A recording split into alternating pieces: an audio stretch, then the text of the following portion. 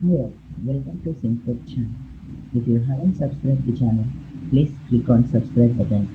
If you want to get more updates regarding the Syntech, please click on the bell icon so that you can never miss any notification from Syntech.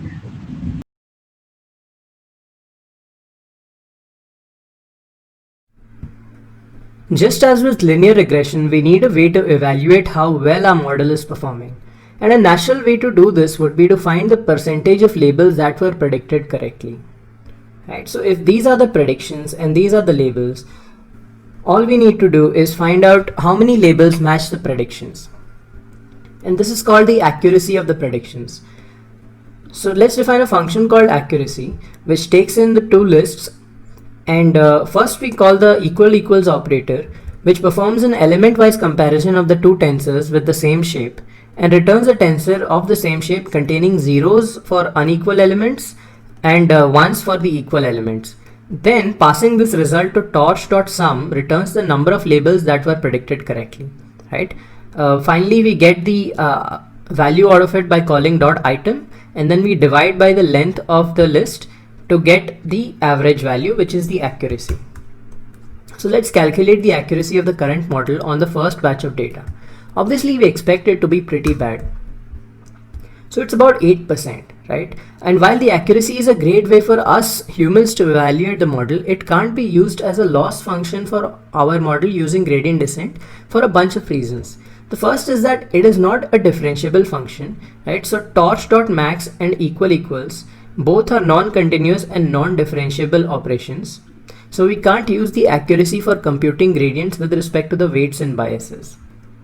Second, it doesn't take into account the actual probabilities predicted by the model. So it can't provide sufficient feedback for incremental improvements. So due to these reasons, accuracy is a great evaluation metric for classification, but not a good loss function. A commonly used loss function for classification problems is the cross entropy, which has this following formula. So the cross entropy for a single output takes in the list of probabilities and the output label represented as a vector with the index of the output label set to 1, and it simply sums them up by applying a logarithm to the probability and multiplying it with the corresponding output label value. And finally, there's a negative sign, right? So while it looks complicated, it's actually quite simple. So for each output row, we pick out the predicted probability of the correct label. That is, if the predicted probabilities for an image are 0.1, 0.3, 0.2, etc., and the correct label is 1, which is the second index, we pick out the corresponding element 0.3 and ignore the rest. Then we take the logarithm of the picked probability, and if the probability is high or close to 1, then its logarithm is a very small negative value close to 0. And if the probability is low, which is close to 0, then its logarithm is a very large negative value. Right? So we also multiply the result by -1, which results in a large positive value of the loss for poor predictions. And finally, we take the average of the cross entropy across all the output rows to get the overall loss for a batch of data. So unlike accuracy, the cross entropy is a continuous and differentiable function that also provides good feedback for incremental improvements in the model. That is, a slightly higher probability for the correct label leads to a slightly lower loss, right? And this makes it a good choice for the loss function. And as you might expect, PyTorch provides an efficient and tensor-friendly implementation of cross entropy as part of torch.nn.functional. Moreover, it also performs softmax internally, so we can directly pass the outputs of the model without converting them into probabilities. So let's run this. And let's calculate the loss for the current batch of data. So we pass in the output probabilities and we pass in the labels to the loss function. So the loss is around 2.3, and since the cross entropy is the negative logarithm of the predicted probability of the correct label averaged over all the training samples, one way to interpret this number, the result 2.3, is to look at e to the power minus 2.3, which is around 0.1, as the predicted probability of the correct label on average, right? So lower the loss, higher the predicted probability, and better the model.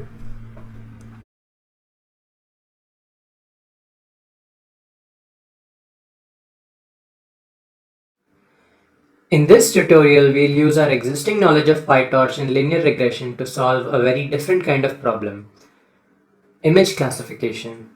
We will use the famous MNIST handwritten digits database as our training dataset. It consists of 28 pixel by 28 pixel grayscale images of handwritten digits from 0 to 9, along with labels for each image indicating which digit it represents. So here are some sample images from the dataset. If you want to follow along and run the code as you read, you can clone this notebook and install the required dependencies using Conda. So let's do that. I have copied the clone command. So I don't need to install the library since I already have it installed. I'm going to run the clone command on my terminal.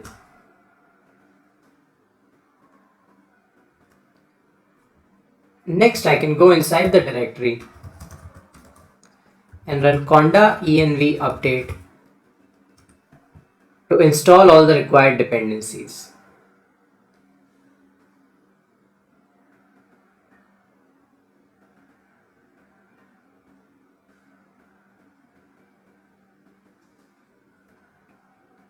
Now I can activate the virtual environment using conda activate. And finally, I can start the Jupyter Notebook by running Jupyter Notebook.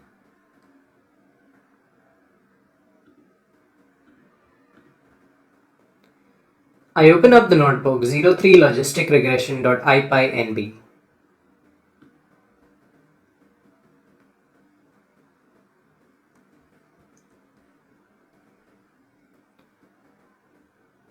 Now that I have the notebook open, we begin by importing Torch and Torch Vision. So Torch Vision contains some utilities for working with image data. It also contains helper classes to automatically download and import popular datasets like MNIST. I'm going to go ahead and clear all the outputs so that I can run the cells myself.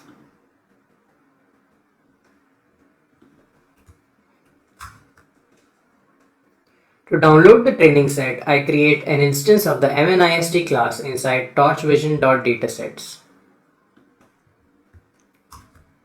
Now when this statement is executed for the first time, it downloads the data to the data directory next to the notebook and creates a PyTorch dataset. On subsequent executions, the download is skipped as the data is already downloaded. Now let's check the size of the dataset. So the dataset has 60,000 images which can be used to train the model. And there is also an additional dataset of 10,000 images used for testing, which can be created by passing train equals false to the MNIST class. Now let's look at a sample element from the training dataset. So it's a pair consisting of a 28 by 28 image and a label. The image is an object of the pil.image.image class, which is a part of the Python imaging library below.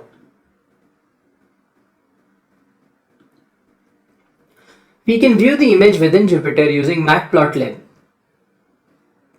which is the de facto plotting and graphing library for data science in Python. So we import matplotlib.pyplot as plt, and then we add this special command matplotlib inline. The special statement matplotlib inline is added to indicate to Jupyter that we want to plot the graphs within the notebook. Without this line, Jupyter will show the image in a pop-up, and the statements starting with the percentage sign are called IPython magic commands and are used to configure the behavior of Jupyter itself. So let's look at a couple of images from the dataset. First, as we get the first element of the dataset, it returns a pair of an image and a label. Then we pass the image to plt.imshow, which displays the image. And finally, we also print out the label for reference. So here is the image. It is a 28 pixel by 28 pixel image, and the label is 5. Let's take a look at another image. So it's evident that these images are quite small in size, and recognizing the digits can sometimes be hard even for the human eye. And while it's useful to look at these images, there's just one problem here. PyTorch doesn't know how to work with images. So we need to convert the images into tensors.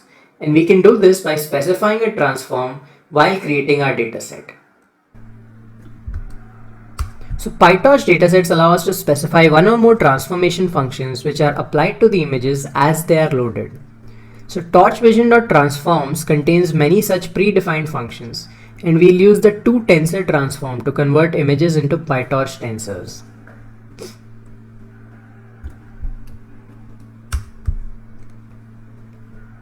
Now let us take a look at a sample element from the dataset once again. So the image is now converted into a 1 by 28 by 28 tensor, and the first dimension is used to keep track of the color channels. Since images in the MNIST dataset are grayscale, there is just one channel here. Other datasets have images in color, in which case there are 3 channels: red, green and blue. So let's look at some sample values inside the tensor. So I'm picking out the 10th to 15th row and 10th to 15th column of the image tensor. And I'm also printing out the maximum value inside the image tensor and the minimum value. So this will help us understand the range of values. So the values range from 0 to 1, with 0 representing black and 1 representing white, and the values in between the different shades of gray. We can also plot the tensor as an image using the plt.imshow method.